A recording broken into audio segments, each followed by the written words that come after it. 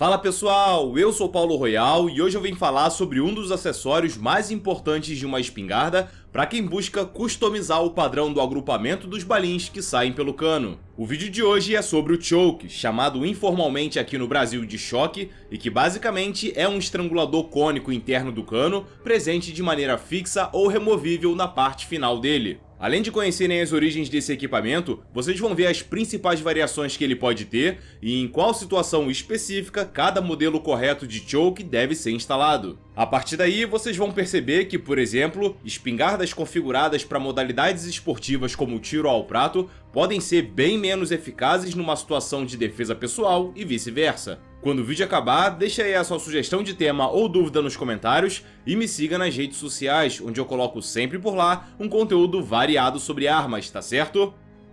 Meus amigos, a origem do choke é motivo de bastante debate, uma vez que algumas fontes alegam que o seu primeiro registro foi uma menção feita por um armeiro francês chamado Mane de Marolles em 1787, onde ele descreve um afunilamento intencional do diâmetro interno da ponta do cano de uma arma, mas sem mencionar muitos detalhes a respeito.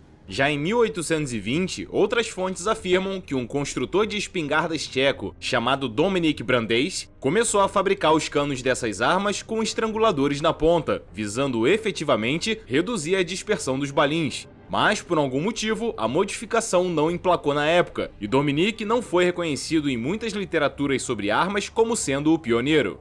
Entretanto, o primeiro registro oficial de um choke aconteceu em 1866, quando um armeiro e inventor norte-americano chamado Sylvester H. Roper patenteou esse processo de afunilamento, descrevendo seu objetivo como o de criar um gargalo proposital e devidamente calculado na ponta do cano para que fosse possível modificar os padrões de agrupamento dos balins. Com isso, uma boa parte dos historiadores, mas não todos, aceitam que Sylvester é de fato o criador oficial do choke, afinal todas as outras menções anteriores eram rascunhos e ou afirmações que não tinham muita sustentação histórica.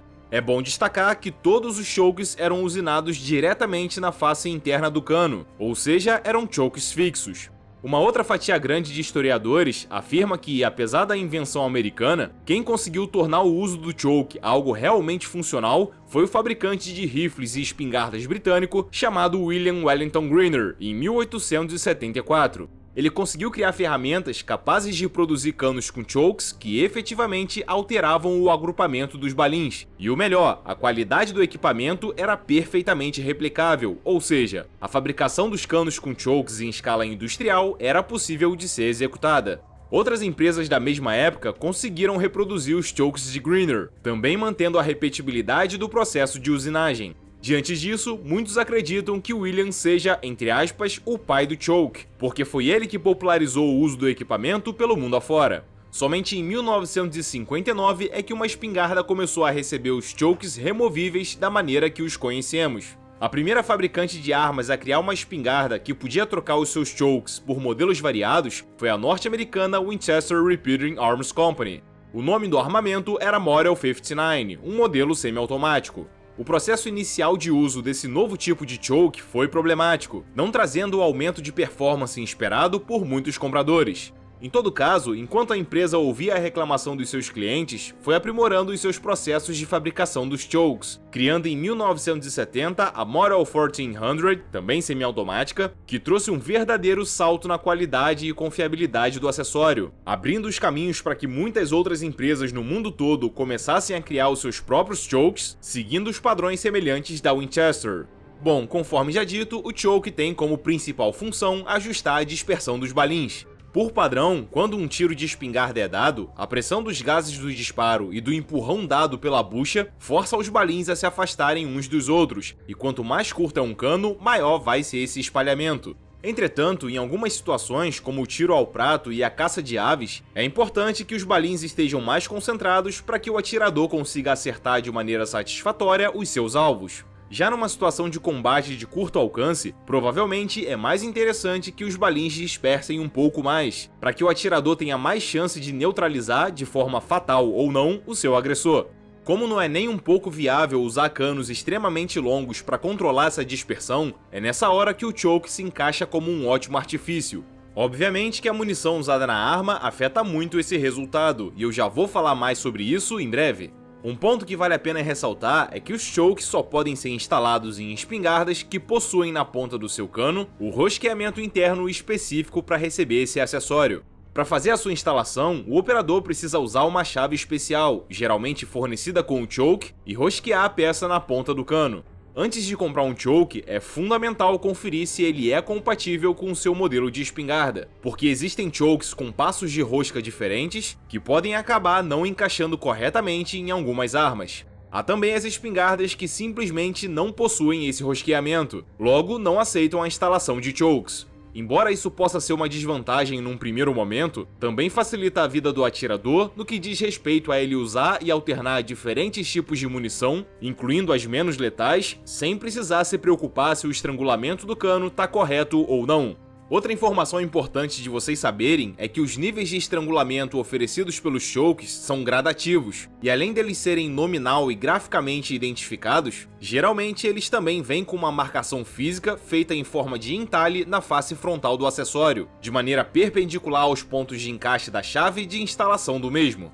Em alguns países, algumas fabricantes podem usar nomes e marcações específicas para os seus chokes, mas de uma forma geral eles seguem o seguinte padrão de identificação.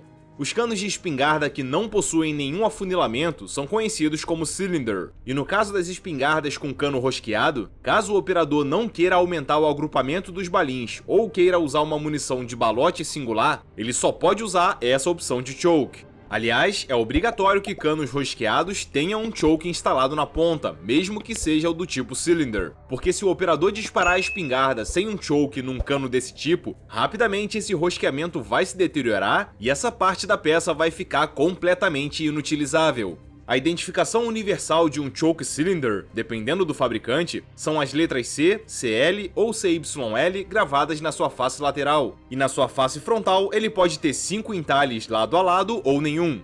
O segundo tipo de choke é conhecido como Improved Cylinder. A sua identificação são as letras IC na face lateral e 4 entalhes na face frontal da peça. Aqui, de fato, começa a ocorrer um afunilamento do diâmetro interno do cano, que no caso desse modelo fica na casa dos 0,25 mm. Alguns fabricantes afirmam que esses chokes também podem aceitar balotes, mas não são todos. Então, por padrão, não se deve usar munições de balote em nenhum choke que estrangule o cano, sob o risco gravíssimo do cano simplesmente explodir, podendo causar danos fatais ao próprio atirador. O terceiro choke é chamado Modified. A identificação padrão desse modelo é a letra M ou a sigla MOD e a presença de 3 entalhes na face frontal. O afunilamento do diâmetro interno fica na faixa dos 0,51 mm. O quarto choke é o Improved Modified, cuja identificação são as letras IM com 2 entalhes na sua face frontal. O afunilamento causado por essa peça é de 0,64 mm. O quinto choke é conhecido como Full, e aqui no Brasil ele também é chamado de pleno. A sua identificação é a letra F ou a palavra Full, e a face frontal da peça vem somente com um entalhe. O afunilamento desse choke é de 0,76 mm. Nos Estados Unidos e no Reino Unido ainda existem outros subtipos de chokes, caso o atirador precise refinar mais ainda o agrupamento dos seus balins. Entre o Cylinder e o Improved Cylinder fica o chamado Skit 1, identificado com a inscrição SK, SKT ou SK1 e que causa um afunilamento de 0,13 mm ao cano.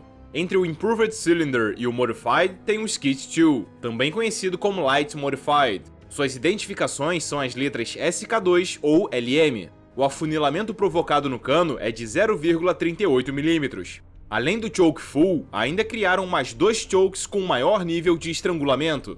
Um é o chamado Extra Full, identificado pela sigla EF e que afunila o cano em 1,02 mm. Já o outro é o chamado Turkey, cuja identificação são as letras TKY e que causam um estrangulamento de 1,15 mm ao cano.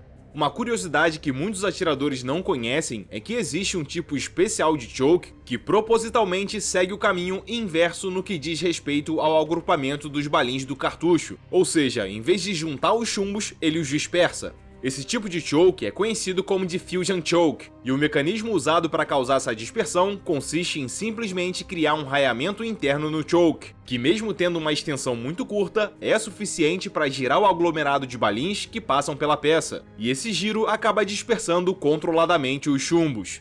Outro tipo de choke alternativo é o oval, que causa um padrão elíptico horizontal no agrupamento, ou seja, os balins se espalham muito mais horizontalmente que verticalmente. Mais uma informação não muito difundida é que, além dos tradicionais balins feitos de chumbo, alguns países como Estados Unidos, Canadá e França produzem cartuchos onde seus balins são feitos de aço, tungstênio ou bismuto. A razão disso é ambiental e sanitária, visando reduzir a contaminação de lagos, rios e vegetações onde os balins caem e também reduzir o risco de envenenamento das pessoas que comem os animais abatidos sem fazer a limpeza correta dos pontos de perfuração do tiro. O problema é que os balins desses cartuchos, entre aspas, ecológicos, além de serem muito mais duros, criam uma pressão maior de funcionamento no deslocamento da massa de projéteis, e caso esses projéteis passem pelos chokes comuns, vão causar avarias severas ao acessório, algo que certamente não é desejável. Sendo assim, foram criados chokes feitos com um aço especial, mais resistentes que o aço comum. Com eles, é possível disparar tranquilamente todos os balins, e nas gravações laterais do choke ou no seu manual, vem dizendo qual tipo de material dos balins ele suporta. Sabendo dessa possibilidade de alteração no padrão de agrupamento dos balins, os atiradores conseguem configurar suas espingardas de acordo com a finalidade principal que ela foi escolhida. Então, por exemplo, para quem vai usar essa arma para disparar contra alvos recreativos ou caçar pássaros pequenos em curtas distâncias, os cartuchos com balins menores, juntamente com os chokes mais abertos, são uma boa opção, uma vez que a maior quantidade e o maior espalhamento dos balins aumenta a chance de acertar o alvo, e mesmo no caso das aves de pequeno porte, a densidade do agrupamento dos balins ainda é suficiente para que elas sejam abatidas. Já os atiradores que competem no tiro ao prato, cujos alvos voam a mais de 30 metros de distância, usam chokes mais afunilados, que podem ir desde o Improved Cylinder até o Full. A caça de aves não tão velozes, mas que voam mais distantes, também exigem um choke mais fechado, para que os balins tenham um agrupamento denso o suficiente por mais metros. A escolha do choke é bastante pessoal e varia de acordo com a habilidade do atirador, o tipo de espingarda e o tipo de munição que ele está usando. Portanto, não existe uma, entre aspas, receita exata que sirva para todos os atiradores. Já no caso das espingardas voltadas para defesa pessoal ou ocorrências policiais, na grande maioria das vezes, a munição usada é a de balote único ou os balins SG, também conhecidos como 00 Buckshot, que trazem de 8 a 10 balins com pelo menos 8 mm de diâmetro. Conforme já dito anteriormente, os balotes não devem ser usados em chokes afunilados, e como já foi relatado por alguns operadores, curiosamente nos balins SG, os chumbos tendem a se agrupar mais quando disparados num cano liso do que quando passam por um afunilamento. Sendo assim, para quem vai usar majoritariamente essas munições mais volumosas, o choke cilíndrico se mantém como a melhor opção, tá certo? Bom pessoal, espero que esse vídeo tenha matado a sua curiosidade sobre esse assunto e muito obrigado a você que chegou até aqui. Não esquece de clicar em gostei e compartilhar pra gente alcançar novos espectadores. Em breve eu tô de volta, um forte abraço e até mais!